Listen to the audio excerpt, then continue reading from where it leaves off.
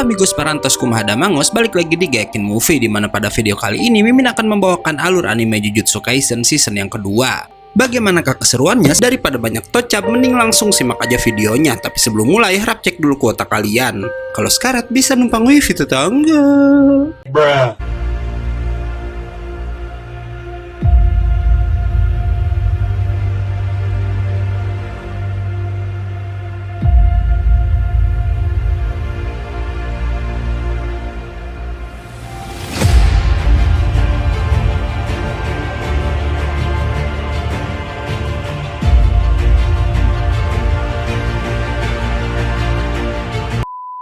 Season kedua dibuka oleh dua penyihir Jujutsu wanita, Mei dan Iori Utahime, yang diminta menyelidiki sebuah rumah besar. By the way, Utahime dan Mei ini adalah dua guru sekolah Kyoto di Jujutsu Kaisen season ke-1 kemarin ya guys. Dimana katanya dulu rumah yang mereka selidiki merupakan milik keluarga yang mempunyai restoran yakiniku cukup sukses di kota mereka. Namun kini keluarga itu udah bangkrut sampai harus meninggalkan rumah besar mereka yang menurut rumor, rumah itu sekarang jadi angker dan dipakai orang-orang untuk melakukan tes uji nyali. Namun anehnya orang-orang yang pergi ke sana dikabarkan gak pernah kembali lagi. Mei dan Iori pun langsung memasuki rumah yang dipenuhi oleh tumpukan sampah tersebut, di mana Mei langsung membagi tugas jika ia akan bertugas di lantai 1, sementara si Iori harus berkeliling di lantai 2. Iori pun yang bertugas di lantai 2 memeriksa beberapa ruangan, namun ia nggak menemukan apapun. Hingga di salah satu kamar, si Iori mendengar suara dari kolong tempat tidur. Tapi ternyata saat diperiksa suara itu hanya berasal dari beberapa ekor tikus yang membuat gadis itu auto ketakutan dan berteriak membuat Mei auto menghampiri temannya itu. Iori lalu bertanya apa Mei udah selesai memeriksa lantai satunya, namun yang aneh Mei bilang saat ini mereka sedang berada di lantai 1. Padahal Iori tadi yakin sekali jika ia sedang memeriksa lantai 2. Dan dari sana mereka pun menyadari jika kedua gadis itu sedang diputar-putar oleh roh terkutuk yang Mei bilang saat ini mereka sedang berada di dalam perut dari roh terkutuk itu. Mereka pun melanjutkan berkeliling dan bener aja karena Mei dan Iori terlihat hanya berputar-putar di tempat itu aja. Iori pun lalu mengambil beberapa bungkus sampah dan membentuk lingkaran yang ia bilang rumah itu bagaikan bulatan donat yang membuat mereka hanya berkeliling dan memutari lingkaran itu aja. Ia pun punya rencana jika mereka harus berlari sekuat tenaga di lorong itu agar bisa keluar dari rumah tersebut. Namun Mei bilang rencana Iori hampir benar karena menurutnya mereka harus berlari ke kedua arah yang berlawanan secara bersamaan. Rencana pun dilakukan dan bener aja karena ruangannya auto hancur mengejar Iori yang gak lama berhasil keluar dari rumahnya. Mengejutkannya saat udah di luar dengan rumah yang sepenuhnya hancur, Gojo yang saat itu masih duduk di kelas 2 SMK Jujutsu lalu datang dan bilang ia ada di sana untuk menyelamatkan si Iori. Nggak lama roh kutukan pun benar-benar muncul di belakang Iori dalam wujud besar bersamaan dengan Suguru Geto yang saat itu masih duduk di kelas 2 SMK Jujutsu datang ke tempat itu juga. Nggak hanya mereka berdua, lalu datang seorang gadis juga yang bernama Iori Soko. Di sini nggak ditunjukkan pertarungan para penyihir Jujutsu melawan sang roh kutukan, hingga tahu-tahu Shin langsung berpindah ke sekolah di mana Gojo yang sedang bermain basket berkata sangat merepotkan bagi mereka untuk melindungi orang-orang lemah. Namun Geto bilang udah kewajiban seorang penyihir Jujutsu untuk melindungi manusia yang nggak punya kekuatan. Mendengar itu, Gojo membalas jangan bangga pada dirimu karena udah mengatakan omong kosong seperti itu. Membuat keadaan semakin memanas, bahkan keduanya berniat untuk beradu kekuatan. Beruntung Yaga yang saat itu masih jadi seorang guru datang ke tempat itu juga. Yaga datang untuk memberikan misi pada dua murid terkuat sekolah Jujutsu itu agar menjaga seorang gadis yang ia sebut sebagai wadah plasma bintang. Yaga juga memberitahu jika misi itu diberikan langsung oleh petinggi para penyihir Jujutsu yang bernama Tuan Tengen, di mana Yaga bilang Tuan Tengen punya teknik kutukan keabadian membuatnya nggak mengalami proses penuaan. Namun masalahnya setelah mencapai usia tertentu, tubuh Tengen berevolusi menjadi bukan manusia lagi, bahkan ia bisa aja menjadi musuh umat manusia. Dan karena hal tersebut, tiap 500 tahun sekali Tuan Tengen ini harus menyatu dengan seorang wadah plasma bintang agar nggak berevolusi. Sulitnya ada dua organisasi yang kini mengincar si wadah plasma juga karena mereka menginginkan Tengen menjadi jahat, yaitu Asosiasi Pemuluh Waktu yang selama ini menganggap Tuan Tengen sebagai dewa dan satu organisasi jahat lain bernama Organisasi Ki. Karena itulah Gojo dan Geto ditugaskan mengawal sang gadis dengan selamat sampai ke hadapan Tuan Tengen. Gojo dan Geto pun langsung berpencar di mana Geto bilang asosiasi pembuluh waktu nggak perlu terlalu dikhawatirkan karena mereka bukanlah orang-orang pengguna kutukan. Namun sebaliknya mereka harus lebih berhati-hati pada organisasi Ki. Geto yang saat itu ada di apartemen si Wadah Bintang dikejutkan karena gadis itu tiba-tiba terjatuh dari gedung karena diserang seorang pria bernama Kokun, anggota dari organisasi Ki. Namun beruntung Geto masih sempat menyelamatkan gadis tersebut. Di sisi lain, Gojo harus berhadapan dengan pria bernama Bayer yang langsung menodongkan banyak pisau pada si Gojo. Tanpa mereka tahu, asosiasi pembuluh waktu saat itu udah menyewa seorang pria bernama Fushigoro untuk mengincar sang Wadah Bintang juga. By the way, di sini pria itu menyebut Fushigoro dengan nama Zenin ya guys. Yang kalau kalian ingat, Zenin merupakan salah satu klan Jujutsu terbesar tempat asal dua saudara kembar Maki dan Mai. Bahkan di season 1 kemarin, Gojo juga pernah memberitahu Megumi jika ayah si Megumi berasal dari klan Zenin. Balik lagi pada Geto yang saat itu udah berhasil menangkap si Kokun sampai membuat pria itu memohon untuk dilepaskan dan berjanji jika dirinya akan meninggalkan organisasi Ki. Karena Geto nggak mau mendengarkannya, Kokun pun mengancam yang katanya Bayer, anggota terkuat dari organisasi Ki, akan segera datang. Namun kocaknya nggak lama Geto menunjukkan foto yang dikirim Gojo di mana saat itu Bayer udah berhasil dikalahkan juga. Hingga akhirnya setelahnya beredar kabar karena kekalahan mereka, organisasi Ki pun memutuskan untuk membubarkan diri. Saking kuatnya Satoru Gojo, Fushigoro pun sampai bilang pada kliennya jika ia nggak bisa sembarangan bergerak kalau yang harus dihadapi adalah tuan muda dari keluarga Gojo tersebut. Si klien lalu menanyakan kabar Megumi pada si Fushigoro, namun di sini belum disebutkan apa hubungan Fushigoro ini sama si Megumi. Balik lagi ke Gojo, di mana saat tersadar dalam pangkuan Gojo, si Wadah Bintang yang bernama Riko auto menampar pria itu karena mengira Gojo adalah orang yang udah menyerangnya tadi. Membuatnya auto disiksa oleh Gojo juga si Geto. Pelayan Riko lalu datang dan memberitahu jika Gojo dan Geto lah yang udah membantu mereka, membuat kesalahpahaman berakhir.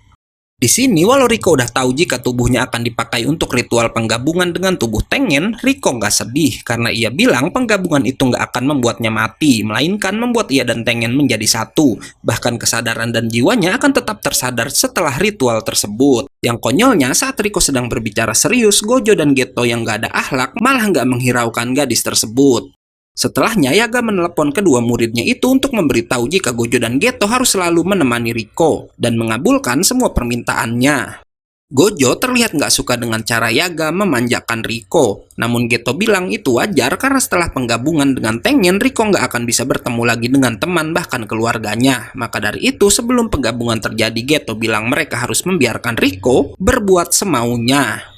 Si pelayan lalu memberitahu jika sejak kecil Riko udah kehilangan seluruh keluarganya akibat insiden kecelakaan dan karena itu ia memohon agar Gojo dan Geto membiarkan Riko menghabiskan waktu dengan teman-temannya sebelum ritual penggabungan dilakukan. Siang harinya, Gojo, Geto, dan si pelayan terlihat panik karena menerima kabar ada orang-orang yang mengincar Riko di sekolahnya. Mereka pun langsung berpencar di mana Geto lalu dihadang oleh seorang penyihir Jujutsu tua.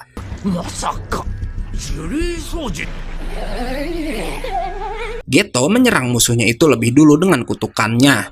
Namun yang mengejutkan, si pria tua berhasil meloloskan diri dan masuk melalui jendela tepat di belakang Geto. Hebatnya, Geto bisa menggunakan teknik ilusi dengan menghadirkan seekor anjing bernama Tasuke yang merupakan anjing kesayangan si pria tua yang udah meninggal. Dimana dulu ia yang bisa melihat kutukan dijauhi keluarganya dan hanya Tasuke lah yang mau menjadi temannya. Karena itu, Geto pun bisa menghajar lawannya itu habis-habisan dan berhasil mengalahkannya dengan sangat mudah. Berpindah pada Gojo dan si pelayan yang memutuskan untuk berpencar, di mana Gojo lalu berhasil menemukan Riko yang sedang bersama teman-temannya di sebuah gedung. Teman-teman Riko auto heboh begitu melihat ada seorang pemuda tampan yang mencari Riko, sampai membuat Riko mengakui Gojo sebagai sepupunya. Bahkan konyolnya, guru Riko juga tertarik dengan Gojo karena emang sekolah Riko ini adalah sekolah khusus wanita yang membuat para siswi sangat jarang bertemu dengan lawan jenisnya, membuat keributan terjadi antara para murid dengan gurunya tersebut. Saat situasi sedang kacau itulah, Gojo berhasil menarik Riko keluar dan memutuskan untuk membawa gadis itu ke sekolah Jujutsu. Di sisi lain, si pelayan berhasil menemukan satu pengguna kutukan yang berniat mengincar Riko. Pertarungan pun langsung terjadi di mana ternyata sang pelayan cukup hebat dalam pertarungan jarak dekat. Hingga nggak lama Geto datang dan membantu menangkap pria tersebut. Sialnya, pria itu ternyata hanyalah sebuah kloningan di mana pria bertopeng dan para kloningannya lalu muncul juga untuk menghadang Gojo. Dengan kekuatannya, Gojo langsung membuat tubuh dua kloningan itu saling bertabrakan satu sama lain. Gojo pun auto diserang balik, namun kloningan-kloningan si pria bertopeng sama sekali nggak bisa menyentuh si Gojo dan malah mereka lah yang bisa dijatuhkan. Melihat itu, tubuh asli si pria bertopeng pun mencoba melarikan diri, namun si Gojo berhasil menghajar pria itu. Walau sial, Riko lalu menerima pesan jika sang pelayan saat itu udah berhasil ditangkap oleh seseorang. Gojo lalu menemui Geto yang Geto bilang ia tadi diminta si pelayan pergi ke tempat Gojo dan Riko. Tapi setelahnya nggak diduga si pelayan malah diculik seseorang untuk dijadikan sandera dan ditukar dengan si Riko. Mendengar itu, Riko berkata ia nggak mau melakukan ritual penggabungan sebelum mereka menyelamatkan pelayannya, membuat Gojo mau nggak mau menuruti permintaan gadis itu. Ketiganya pun langsung menuju Okinawa dengan penjagaan ketat karena si pelayan dibawa ke kota itu oleh para penculik. Bahkan saking seriusnya misi penyelamatan, setelah mereka sampai, Geto dan Gojo menugaskan murid kelas 1 Haibara Ryu dan Nanami Kento untuk berjaga di bandara. Singkat cerita, Gojo dan kawan-kawan berhasil membebaskan si pelayan dan lalu memilih berlibur sejenak di pantai Okinawa, di mana di sana si pelayan meminta maaf karena udah lengah membuatnya bisa tertangkap oleh orang-orang tanpa kekuatan sihir dari asosiasi pembuluh waktu. Geto lalu mengajak Gojo pulang, namun Gojo yang melihat Riko bahagia meminta waktu liburan mereka diperpanjang 1 hari lagi. Namun hal itu membuat Geto khawatir karena ia tahu sejak tiba di Okinawa, Gojo selalu mengaktifkan kekuatan kutukannya, bahkan ia nggak pernah tidur untuk menjaga Riko. Tapi si Gojo meyakinkan Geto jika ia baik-baik aja.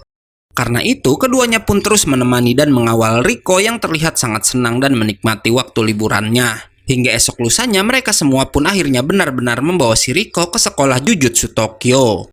Sialnya, Gojo tiba-tiba ditusuk dari belakang dan gak lain itu merupakan perbuatan dari Fushiguro yang akhirnya memutuskan untuk melakukan pergerakan. Fushiguro lalu mengakui jika penyerangan dan penculikan sebelumnya merupakan rencana dari dirinya dengan tujuan membuat Gojo melemah. Geto lalu menyerang pria itu sementara Gojo ternyata sempat melindungi dirinya dengan teknik kutukan, membuat tusukan dari Fushiguro gak mengenai organ vitalnya. Ia pun lalu meminta Geto membawa Riko pada Tuan Tengen sementara ia sendirian yang akan menghadapi si Fushiguro. Setelah Geto pergi, Fushiguro bisa membebaskan diri dan terlihat jika ada seekor kutukan di pundaknya.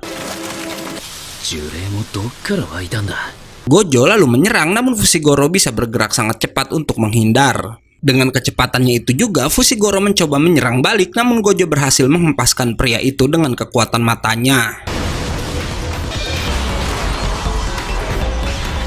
Gojo pun langsung menghampiri ke tempat Fushiguro terhempas, namun di sana si Fushiguro lagi-lagi bergerak dengan kecepatan tinggi sampai membuat Gojo mengakui kalau ia nggak bisa mendeteksi pergerakan dari lawannya itu. Karena hal tersebut, Gojo menggunakan teknik penguat kutukan untuk menghancurkan seluruh tempat itu. Walau nggak diduga, Fushiguro lalu memunculkan banyak roh kutukan kecil untuk mengelilingi Gojo dan menghalangi pandangan anak itu agar nggak bisa melihat pergerakannya. Dan bener aja, karena cara tersebut berhasil membuat Fushiguro nggak bisa dideteksi oleh mata Gojo dan karena itu ia pun berhasil menusuk si Gojo untuk kedua kalinya. Ia pun kemudian menjatuhkan Gojo dan terlihat jika jagoan kita udah nggak bergerak terkena serangan yang sangat fatal tersebut. Shin lalu berpindah pada Geto yang membawa Riko ke sebuah ruangan bawah tanah di mana di sana Riko mengucapkan salam perpisahan pada pelayannya karena sang pelayan hanya bisa mengantar Riko sejauh itu aja. Riko pun akhirnya melanjutkan perjalanan hanya bersama Geto hingga nggak lama mereka pun tiba di tempat yang Geto bilang merupakan tempat Tuan Tengen bersemayam. Riko pun diminta terus berjalan ke akar pohon besar yang ada di sana untuk melakukan penggabungan dengan Tuan Tengen. Namun mengejutkannya, Geto bilang jika Riko nggak ingin melakukannya, ia bersedia mengantar Riko pulang kembali pada sang pelayan. Karena Geto bilang sejak ia dan Gojo menerima misi ini, mereka udah tahu jika Riko akan lenyap setelah penggabungan, yang tentu itu akan membuat ia dan Gojo merasa sangat bersalah.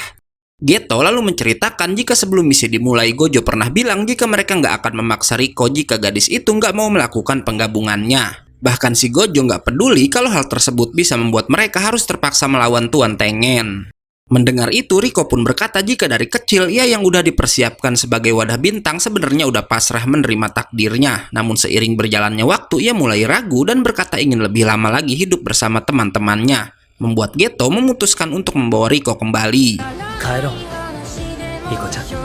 Walau sial, gadis itu tiba-tiba ditembak oleh si Fushiguro yang akhirnya sampai di sana juga. Riko-chan. Melihat itu, Geto bertanya kenapa Fushiguro bisa berada di sana, yang Fushiguro bilang ia udah menghabisi Gojo, membuat Geto marah dan auto mengeluarkan kekuatan kutukannya. Geto langsung menyerang Fushiguro dengan kutukan berbentuk naganya yang mengenai pria itu dengan sangat telak. Namun saat Geto menghampiri ke arah Fushiguro yang di bawah sang naga, kutukan milik Geto itu malah berhasil dimusnahkan oleh si Fushiguro. Geto lalu bertanya saat masuk ke tempat itu ia harusnya berpapasan dengan si pelayan, yang Fushiguro bilang mungkin saat ini wanita itu udah mati, membuat Geto makin marah dan kembali menyerang walau Fushiguro malah bisa menebas naga milik Geto tersebut. Geto pun menyerang habis-habisan, yang hebatnya Fushiguro bisa menahan juga menghindari semua serangan bertubi-tubi dari si Geto. Saat Fushiguro berhasil mendekati Geto, si Geto mengeluarkan kutukan bernama roh pendendam, di mana jika orang nggak menjawab atau menjawab nggak sesuai harapan dari roh itu, maka korban akan tewas dihabisi oleh senjata-senjata yang diciptakan oleh roh tersebut. Roh itu bertanya pada Fushiguro apa dirinya cantik, dan Fushiguro menjawab jika roh itu bukanlah tipenya, membuatnya auto dikelilingi senjata tajam, walau sayang Fushiguro bisa dengan mudah terlepas dari hukumannya. Nggak diduga, Geto tahu-tahu bersiap menyerang Fushiguro dari belakang, di mana ia berniat merebut roh kutukan milik lawannya itu. By the way, di sini Geto punya kemampuan membuat roh kutukan menjadi sebuah bola dan lalu memakannya agar dapat menjadikan kutukan itu jadi miliknya sendiri ya guys. Sialnya rencana itu gagal dan malah Geto yang harus terkena tebasan dari si Fushiguro. Setelah misinya berhasil, Fushiguro pun membawa tubuh Riko ke asosiasi pembuluh waktu. Di mana di sini petinggi asosiasi yang bernama Shigeru Sonoda sangat marah karena Tuan Tengen yang ia puja malah mau bergabung dengan makhluk rendahan seperti Riko. Karena emang yang ia dan asosiasinya sembah adalah makhluk lain yang bisa bangkit jika Tengen gak melakukan ritual penggabungan. Bahkan mereka gak peduli jika Tengen nanti mengamuk dan membahayakan umat manusia. Setelah mendapatkan uang hadiahnya, Fushiguro pun langsung meninggalkan asosiasi, namun yang mengejutkan ia lalu dihadang Gojo yang ternyata masih bisa bertahan hidup. Fushiguro langsung menyerang, tapi kali ini giliran Gojo yang bergerak sangat cepat dan kemudian menggunakan teknik bernama pembalik kutukan untuk menghempaskan si Fushiguro. Fushiguro pun jadi lebih serius dan berkata kali ini ia akan benar-benar menghabisi Gojo, walau semua serangannya bisa dihindari dengan mudah oleh lawannya itu.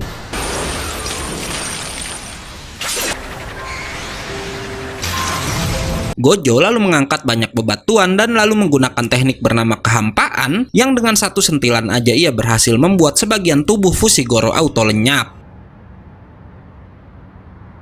Sebelum Fushiguro tewas, Gojo bertanya apa permintaan terakhir pria itu, di mana di sini Fushiguro mengingat wajah Megumi yang ternyata adalah putranya dan memberitahu Gojo jika 3 tahun lagi putranya itu akan dijual ke keluarga Zenin. Di sini walau nggak bicara terang-terangan, terlihat sekali jika Fushiguro menitipkan anaknya itu pada si Gojo hingga akhirnya Fushiguro pun harus tewas di tempat itu. Setelahnya, kita akan diperlihatkan jika kutukan milik Fushiguro menemui Geto untuk menjadikan anak itu sebagai tuan barunya. Setelahnya, Geto pun menemui Gojo yang saat itu berhasil merebut kembali tubuh Riko, walau di sini terlihat jika gadis itu udah nggak bergerak lagi. Modoro. Singkat cerita, 1 tahun pun telah berlalu dari misi penyelamatan Riko, di mana saat itu Gojo memberitahu teman-temannya jika ia udah bisa menggunakan teknik pembalik kutukannya secara sempurna. Bahkan katanya ia juga bisa menggunakan teknik teleportasi.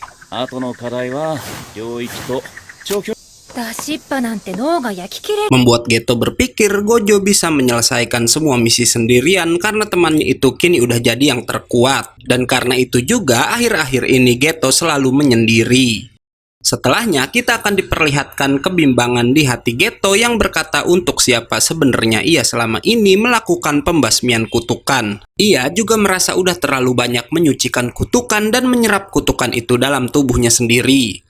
Siang harinya, Geto berbincang dengan juniornya Haibara Ryu, di mana ia bertanya bagaimana keseharian Haibara sebagai seorang penyihir Jujutsu. Dan Haibara menjawab jika ia cukup puas dengan berjuang keras.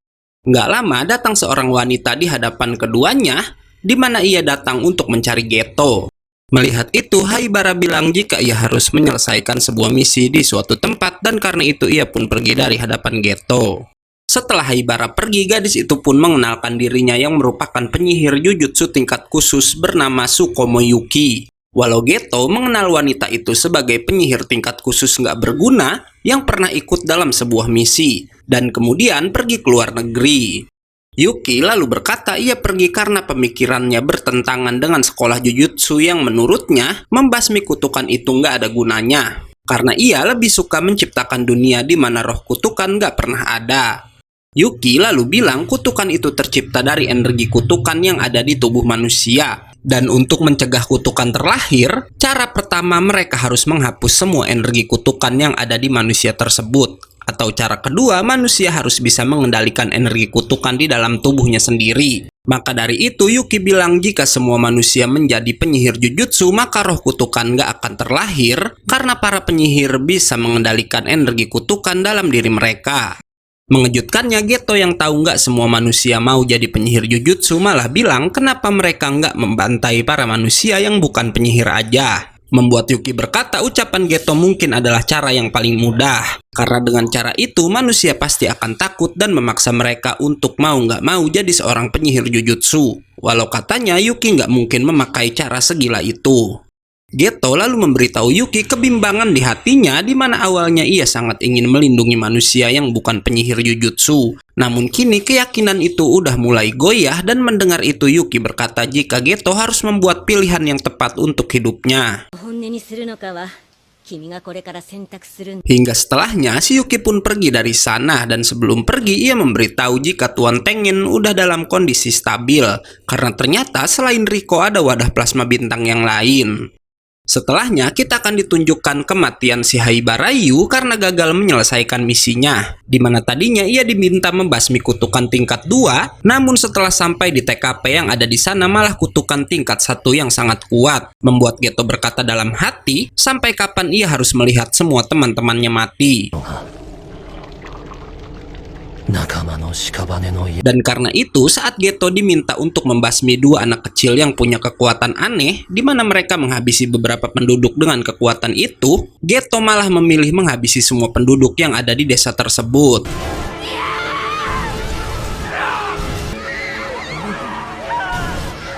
Kelakuan Geto itu pun ketahuan oleh pihak SMK Jujutsu di mana Gojo membaca laporan yang berisi Geto akan dijatuhi hukuman mati akibat membantai para penduduk. Walau di sana juga tertulis jika saat ini Suguru Geto udah melarikan diri. Dan keputusan itu tentu membuat Gojo harus berdebat dengan siaga. Sementara itu di tempat lain Geto terang-terangan menemui Shoko yang sedang seorang diri. Yang tentu aja Shoko langsung bertanya kenapa Geto melakukan semua ini. Yang Geto bilang ia ingin menciptakan dunia yang berisi hanya penyihir jujutsu aja. Hingga dengan santainya Shoko pun menghubungi Gojo untuk memberitahu jika Geto ada bersamanya. Gojo pun auto menemui Geto dan sangat marah karena ternyata Geto juga udah menghabisi orang tuanya sendiri yang hanya manusia biasa. Walau Geto bilang ia melakukan itu karena sekarang dirinya punya tujuan yang berarti. Mendengar itu, Gojo bilang keinginan Geto yang ingin menciptakan dunia baru sangatlah mustahil. Namun Geto bilang ia udah menentukan jalan hidupnya dan kemudian pergi begitu aja. Sementara Gojo nggak bisa menyerang temannya itu karena banyak penduduk di sekitar mereka. Hingga setelahnya kita akan diperlihatkan Geto ternyata membawa 2 gadis kecil tadi sebagai anak buahnya dan lalu membentuk kelompok sendiri. Kembali ke masa sekarang di mana di sekolah Jujutsu Kyoto, Todo dan sang guru Mei meminta pada kepala sekolah mereka agar para murid sekolah Tokyo bisa direkomendasikan menjadi penyihir Jujutsu tingkat 1. Namun sang kepala sekolah berkata nggak segampang itu bisa mencapai posisi tersebut karena para kandidat harus terlebih dahulu menyelesaikan beberapa misi berat bersama penyihir lain yang saat ini udah mencapai posisi penyihir Jujutsu tingkat 1. Sementara itu, di sisi lain Itadori dan teman-temannya saat itu sedang terlihat berjalan bersama. Walau nggak lama, ketiganya memutuskan untuk berpisah tanpa mereka sadari ada seorang gadis yang sedang memperhatikan mereka. Anehnya, gadis itu lalu mengikuti Nobara dan lalu menanyakan tentang si Itadori Yuji. Wanita bernama Ozawa Yuko itu lalu mengajak Nobara ke sebuah kafe dan memberitahu kalau dulu ia adalah teman SMP dari si Itadori. Walau di foto yang ia tunjukkan terlihat sekali penampilan si Yuko yang sangat berbeda.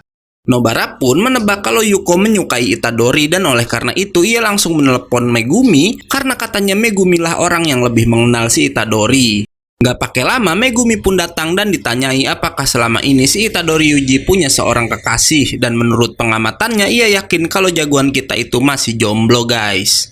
Mendengar itu, Nobara pun jadi auto bersemangat karena ingin menjodohkan si Yuko dengan Itadori. Setelah dihubungi oleh Nobara, Itadori pun dengan cepat datang ke tempat itu juga. Yang hebatnya dia langsung mengenali Yuko walau fisik gadis itu udah berubah drastis dari terakhir kali mereka bertemu.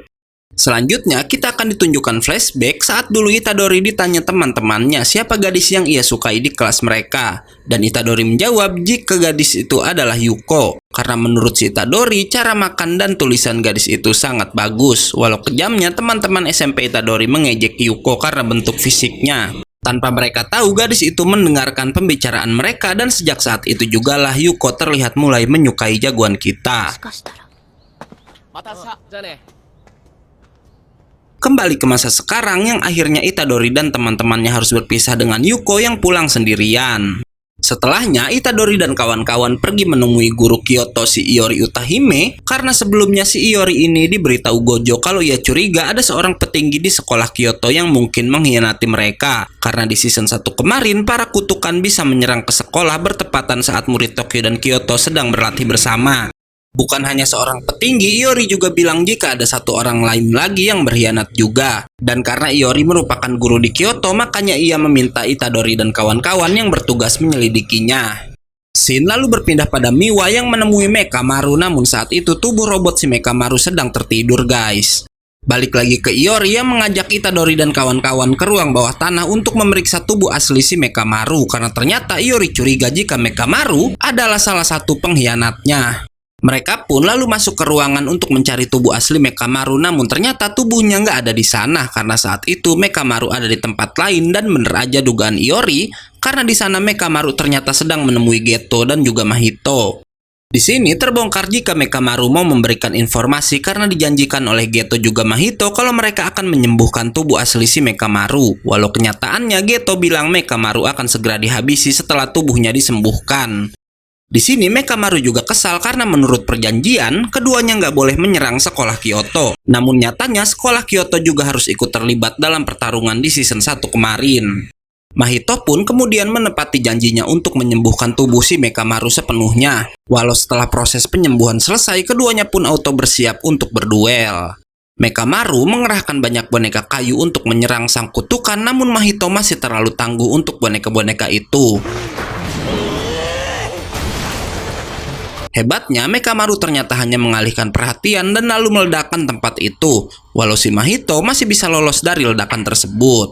Di luar tempat itu, Mekamaru lalu mengeluarkan sebuah robot raksasa dengan tubuh aslinya yang mengendalikan robot itu dari dalam. Sialnya, Geto lalu membuat tabir pelindung agar Mekamaru nggak bisa melarikan diri dari pertarungan, dan nggak bisa menghubungi siapapun untuk meminta bantuan. Padahal Mekamaru berencana menghubungi Gojo agar datang ke sana untuk membantunya. Dan karena hal tersebut, Meka pun gak ada cara lain selain menyerang Mahito dengan tembakan yang sangat telak. Walau lagi-lagi sang kutukan sama sekali gak tergores oleh ledakan tersebut.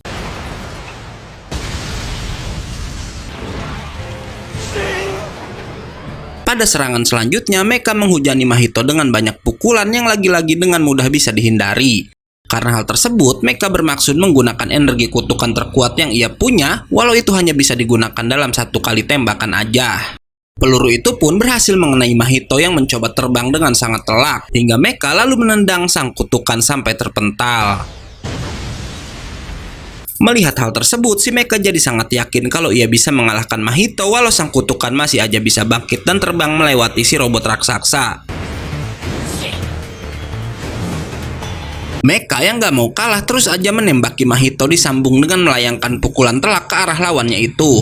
Sialnya, saat Meka akan menghabisi Mahito, sang kutukan menggunakan kekuatan perluasan domainnya dengan menciptakan tangan-tangan raksasa yang berhasil menahan pergerakan si robot besar, di mana dalam domain itu si Meka jadi nggak bisa menggunakan robotnya lagi.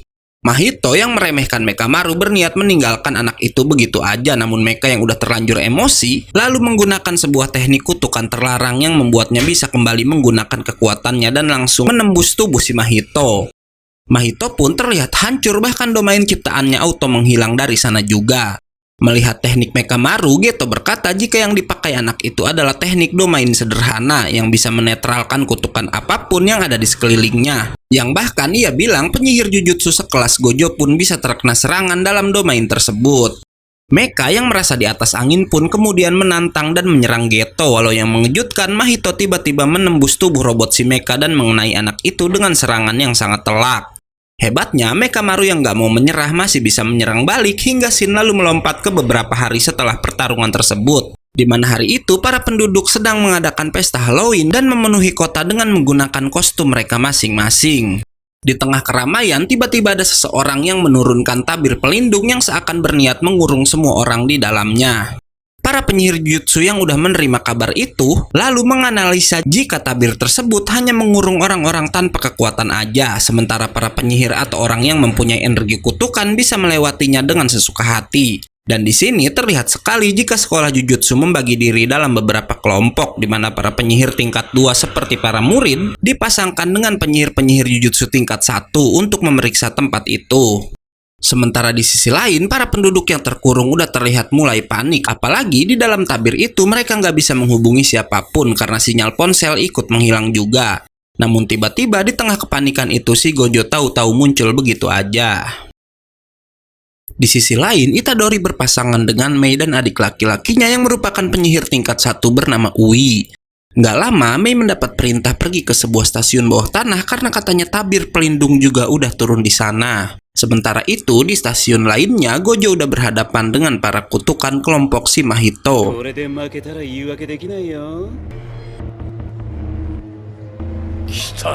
Balik lagi ke tim Itadori, di mana mereka udah sampai di tempat tujuan dan diberitahu oleh asisten pengawas jika di stasiun bawah tanah udah ditempatkan banyak manusia-manusia yang udah diubah menjadi monster, membuat Itadori langsung bisa menebak kalau semua ini adalah ulah dari Mahito.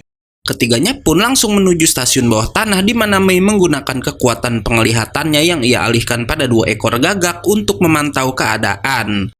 Nggak lama, Mei berhasil menggambarkan situasi yang katanya para penduduk kini berada di lantai 5 bawah tanah, sementara para kutukan dan manusia monster ada di lantai atasnya.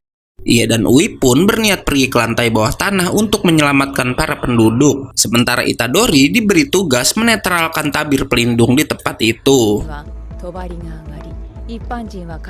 Baru aja masuk, Itadori harus langsung berhadapan dengan seekor kutukan, di mana ia lantas bertanya di mana keberadaan Mahito pada kutukan tersebut. Yang kutukan itu bilang Mahito saat ini berada di lantai bawah. Dan mendengar itu, tanpa banyak cakap lagi, Itadori pun auto menghajar kutukan berbentuk belalang tersebut. Mengejutkannya, si belalang yang merupakan kutukan tingkat tinggi bisa kembali bangkit dan bergantian menyerang balik jagoan kita. Itadori yang gak mau kalah lalu beradu pukulan dengan kecepatan sangat tinggi dengan lawannya itu. Hingga gak butuh waktu lama, ia bisa mendaratkan banyak pukulan pada tubuh si belalang dan berhasil unggul dalam adu kekuatan tersebut. Hingga setelahnya, ia pun mendaratkan pukulan penghabisan untuk makhluk itu. Setelah menetralkan tabirnya, Itadori kembali berkumpul dengan Mei dan Ui hingga ia dipuji oleh Mei karena bisa dengan cepat menyelesaikan tugasnya. Yang Mei bilang kekuatan Itadori kini udah setara dengan penyihir jujutsu tingkat 1. Nggak lama, ketiganya pun berhasil sampai di lantai 5, walau anehnya di sana hanya ada seorang gadis yang terlihat sedang terduduk sendirian. Balik lagi ke Gojo, di mana ketiga kutukan menggunakan cara licik dengan menjatuhkan para penduduk di dekat Gojo dengan maksud agar Gojo nggak bisa dengan bebas menggunakan seluruh kekuatannya. Jogo dan Hanami lalu mencoba menyerang Gojo dari jarak dekat, namun sang guru masih bisa menghindarinya dengan sangat mudah. Hingga setelahnya, Gojo pun terlihat mulai serius dengan membuka penutup matanya. Gojo yang gak bisa menggunakan kekuatan penuhnya bergerak cepat dan berhasil membanting si Jogo. Hingga setelahnya ia mengincar Hanami dan auto mencabut akar yang ada di kepala makhluk itu, karena Gojo tahu itu merupakan kelemahan dari makhluk tersebut. Choso yang dari tadi hanya terdiam lalu membantu teman-temannya, walau serangan si Choso nggak berhasil mengenai sang penyihir terkuat. Walau begitu, Gojo terus aja mengincar Hanami dan mengeluarkan sedikit kekuatannya yang dengan sangat mudah bisa menekan Hanami sampai membuat tubuh makhluk itu hancur tak bersisa. Melihat hal itu, Jogo jadi sangat ketakutan dan mencoba melarikan diri dengan Gojo yang terus mengikutinya. Saking ketakutannya, Jogo meminta Choso membantunya dan mengancam temannya sendiri akan menghabisi Choso kalau nggak cepat melindunginya. Walau tentu aja serangan dari Choso pun sama sekali nggak bisa menyentuh seorang Gojo Satoru. Di sisi lain, Geto sedang menunggu pertarungan Gojo di mana ternyata Jogo dan yang lainnya hanya diminta mengulur waktu selama 20 menit agar Geto punya cukup waktu untuk menjalankan rencana utama mereka. Balik lagi ke tim Itadori di mana satu wanita yang ada di sana bilang jika semua penduduk udah diubah menjadi monster dan dibawa dengan sebuah kereta. Hingga nggak lama wanita itu pun berubah menjadi monster juga. Dan bener aja karena para monster itu akhirnya tiba di stasiun tempat Gojo berada dan langsung menyerang semua penduduk yang ada di sana. Hingga kemudian Mahito juga keluar dari kereta tersebut. Di sini terlihat sekali kalau para kutukan berencana membuat Gojo bingung antara harus menyelamatkan para penduduk atau melawan mereka. Tapi yang gak diduga, Gojo lalu menggunakan perluasan domainnya yang bisa membuat semua manusia dan monster ciptaan Mahito berhenti bergerak. Perluasan domain yang Gojo gunakan bernama kehampaan tak terbatas, di mana ia bisa menghentikan pergerakan orang lain walau itu hanya bisa bertahan selama 0,2 detik. Maka dari itu, dengan kecepatan tinggi, Gojo berencana membasmi semua monster buatan Mahito agar bisa menyelamatkan para penduduk.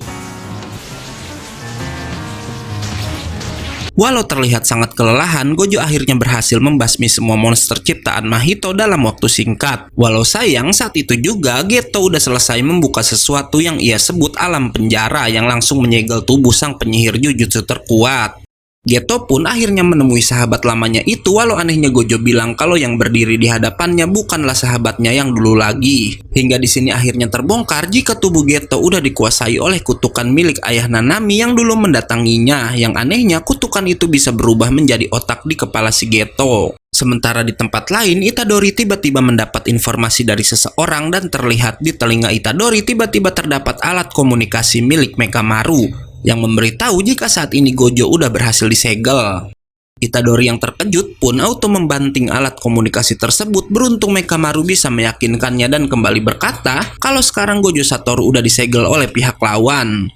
Balik lagi ke Gojo yang bertanya pada Geto mau sampai kapan temannya itu dimanipulasi oleh orang lain, membuat kesadaran asli si Geto berhasil menggerakkan tangannya dan mencekik dirinya sendiri.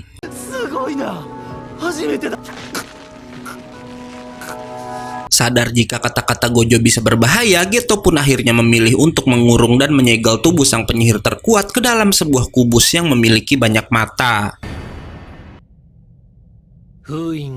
Kembali pada kelompok Itadori di mana mereka bercerita jika beberapa hari yang lalu ia udah berhasil dihabisi oleh Mahito. Sementara yang ada bersama Itadori sekarang hanyalah kesadarannya yang ia tinggalkan untuk memperingatkan Itadori di mana kesadaran yang ia sebut dengan nama asuransi itu akan aktif jika Gojo udah berhasil disegel oleh pihak musuh.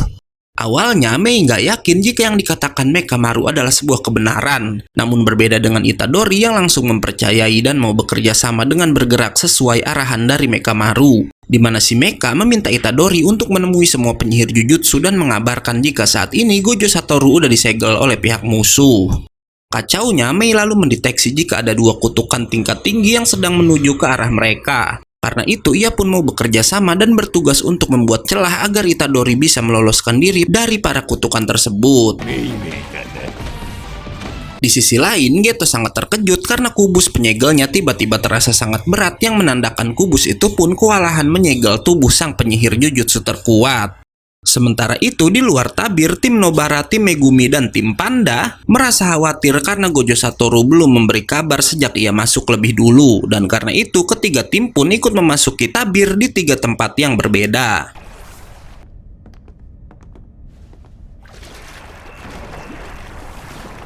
Sialnya, itu merupakan sebuah kesalahan karena saat para penyihir memasuki tabir, anak buah Mahito yang berada di luar mulai bergerak, di mana mereka bertugas menghabisi semua asisten pengawas yang tersebar di beberapa tempat.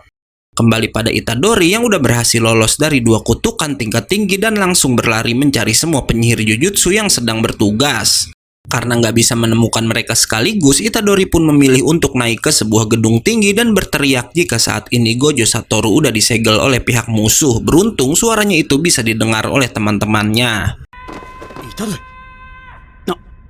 Nggak hanya para penyihir, karena suara Itadori juga terdengar oleh para kutukan dan karena itu ia pun menjadi target selanjutnya dari Mahito dan juga Choso. Di sini selain Geto yang bersikap netral, hanya Jogo yang nggak setuju jika Mahito dan Choso menghabisi Itadori. Karena Jogo bilang Itadori merupakan wadah Sukuna yang harus mereka bangkitkan. Namun Mahito berkata saat ini Gojo Satoru sang penyihir terkuat udah berhasil mereka segel. Membuat kekuatan para kutukan udah imbang dengan kekuatan tempur yang dimiliki para penyihir Jujutsu. Dan karena itu mereka nggak membutuhkan Sukuna lagi. Karena perdebatan terus berlanjut, Mahito pun mengadakan sebuah permainan di mana jika ia dan Choso yang berhasil menemukan Itadori lebih dulu, maka anak itu akan dihabisi. Namun jika Jogo yang menemukannya, si Jogo boleh mengubah anak itu menjadi Sukuna. Shin lalu berpindah pada tim Megumi di mana mereka berhasil menemukan keberadaan si Itadori.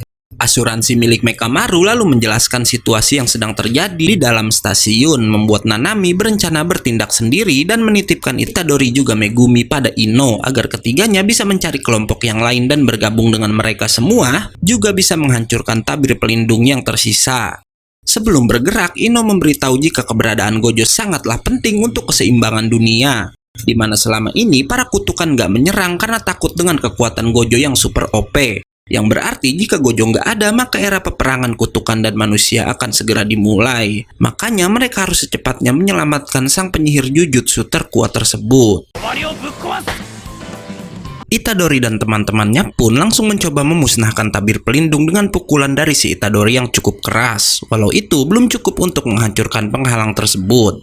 Ino lalu berkata cara termudah menghancurkan tabirnya yaitu dengan cara mengalahkan si pembuat tabir itu sendiri, yang biasanya si pemasang tabir bersembunyi di tempat yang cukup mencolok. Dan bener aja, karena 3 orang pengguna kutukan saat itu berada tepat di atas Itadori dan kawan-kawan, tepatnya di atap sebuah gedung. Dengan mudah Itadori dan Megumi pun berhasil menemukan ketiganya dan menjerat mereka dengan kawat yang pernah diberikan oleh si Maki. Shino langsung menghancurkan paku yang digunakan untuk mengaktifkan tabirnya, namun ternyata lawan mereka itu menggunakan 3 buah, di mana 2 paku yang tersisa dipegang oleh salah satu pria. Mengetahui hal itu, Itadori auto mengikat si pemegang paku, sementara Ino harus berhadapan dengan anak buah Mahito yang tersisa. Balik lagi ke Itadori dan Megumi yang mengira si pemegang paku udah tewas karena terjatuh dari puncak gedung. Namun Pak Tua itu tiba-tiba kembali bangkit dan memutuskan kawatnya dengan sangat mudah. Balik lagi ke Ino yang bisa menciptakan tanduk dari arwah hewan bertuah untuk menyerang lawannya, walau lawan Ino kali ini cukup kuat dan bisa menahan serangan Ino walau harus mengorbankan tangannya sendiri. Bersamaan dengan itu, di bawah Itadori dan Megumi bekerja sama melawan si pria tua dan berhasil menyudutkannya.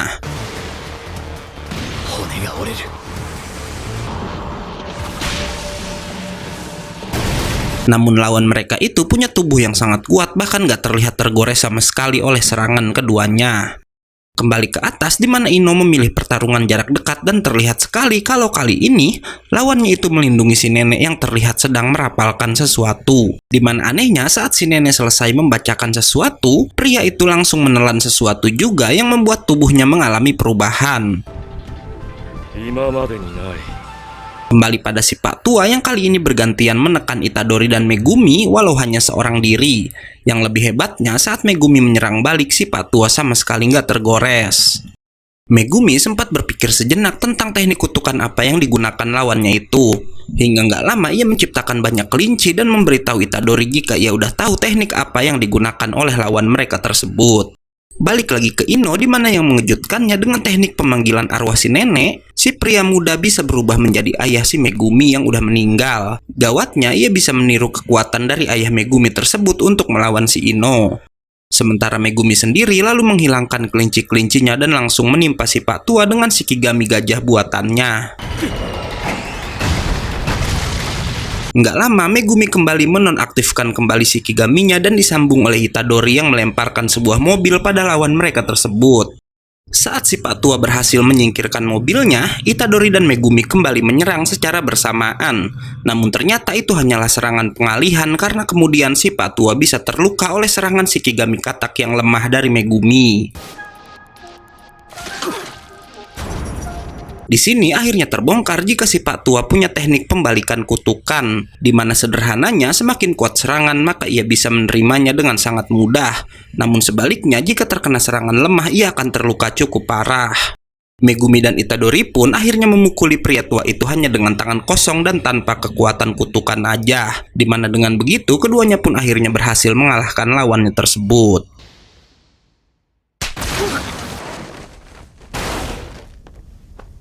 Scene lalu berpindah pada Nanami yang sedang sendirian dan melihat jika sang asisten pengawas Ichiji udah dihabisi oleh seseorang. Sementara di bawah tanah, Mei Mei ternyata sangat kuat sampai membuat lawannya nggak berdaya, bahkan memohon ampun agar gadis itu mengampuni nyawanya. Namun dengan kejam, si Mei Mei tetap melayangkan kampak besarnya pada pria tersebut. Kembali pada Itadori dan Megumi, di mana keduanya berhasil menghilangkan tabir dengan menghancurkan pakunya. Walau belum semua tabir yang terbuka karena para penduduk masih terkurung di ruang bawah tanah. Hingga nggak lama, keduanya melihat Ino yang dilempar dari atas gedung. Beruntung mereka masih sempat menyelamatkannya. Sementara itu, di atas si nenek sangat bangga karena bisa mengalahkan satu penyihir jujutsu. Namun yang mengejutkan, kesadaran cucunya tiba-tiba hilang karena ternyata kesadaran ayah Megumi yang asli udah merebut kesadaran cucunya itu. By the way, di sini si nenek punya kekuatan memanggil arwah atau tubuh orang yang udah meninggal ya guys. Namun siapa sangka ayah Megumi terlalu OP dan malah bisa merebut kesadaran dari orang yang menggunakan arwahnya. Dimana dengan kejam ia pun auto menghabisi sang nenek di tempat itu juga. Di sisi lain, saat itu tim Maki sedang bertarung melawan manusia buatan di dalam tabir pelindung. Maki dan yang lainnya sempat khawatir kenapa asisten pengawas Ichiji nggak bisa mereka hubungi, dan karena itu ia meminta Nobara dan asisten pengawas yang bernama Niita untuk pergi ke tempat Ichiji berada. Balik lagi ke Itadori yang sangat emosi melihat Ino babak belur dan sangat ingin membalaskan dendamnya. Namun Megumi meminta Itadori untuk tetap fokus pada misi mereka, yaitu menyelamatkan Gojo. Mendengar itu, Itadori pun akhirnya menitipkan Ino pada Megumi, sementara ia akan meneruskan misinya mencari penyihir jujutsu yang lain. Berpindah lagi ke Nobara dan Niita yang menuju tempat Ichiji, namun mereka akhirnya harus bertemu dengan pengguna kutukan yang sebelumnya udah menghabisi sang asisten pengawas. Sementara di sisi lain, Nanami yang membawa tubuh Ichiji sempat melewati para asisten pengawas lain yang udah dihabisi oleh orang suruhan Mahito tersebut. Kembali pada Nobara yang meminta Niita bersembunyi sementara ia berniat melawan sang pengguna kutukan seorang diri. Nobara pun terus-menerus menyerang pria itu dari jarak dekat tanpa ia tahu lawannya itu udah melepaskan pedang kutukannya untuk mengikuti Niita yang melarikan diri tadi. Niita berhasil dijatuhkan hingga pria itu pun lalu datang dan langsung menendang si asisten pengawas. Sementara pedang kutukannya menghajar wajah Nobara dengan telak yang sejak tadi mengikuti pria itu. Sang pengguna kutukan pun lalu menghampiri Nobara dan mengejek gadis itu, bahkan kejamnya ia terus menusuk kaki Niita di hadapan Nobara yang masih kesulitan untuk bergerak. Nobara mencoba bangkit walau tentu ia yang masih sempoyongan bisa dijatuhkan dengan sangat mudah. Beruntung saat ia akan dihabisi, Nanami datang ke sana dengan tepat waktu.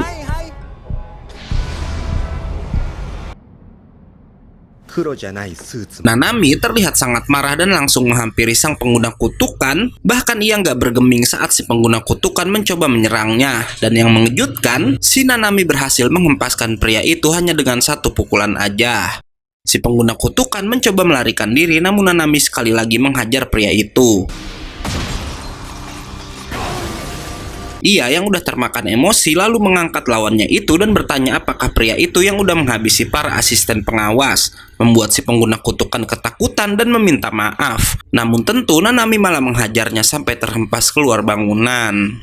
Scene lalu berpindah pada Mei Mei dan Ui, di mana secara mengejutkan Geto tahu-tahu muncul di hadapan mereka.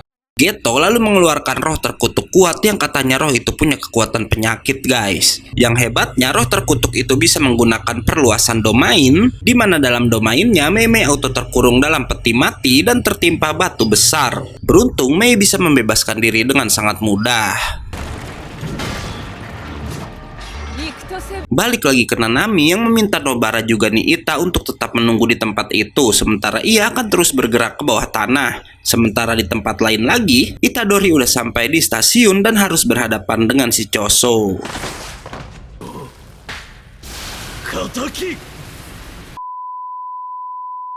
Oke, karena videonya udah habis, gue undur dan gak yakin movie pamit. Jangan lupa datang lagi besok untuk tahu kelanjutan ceritanya. Bye-bye.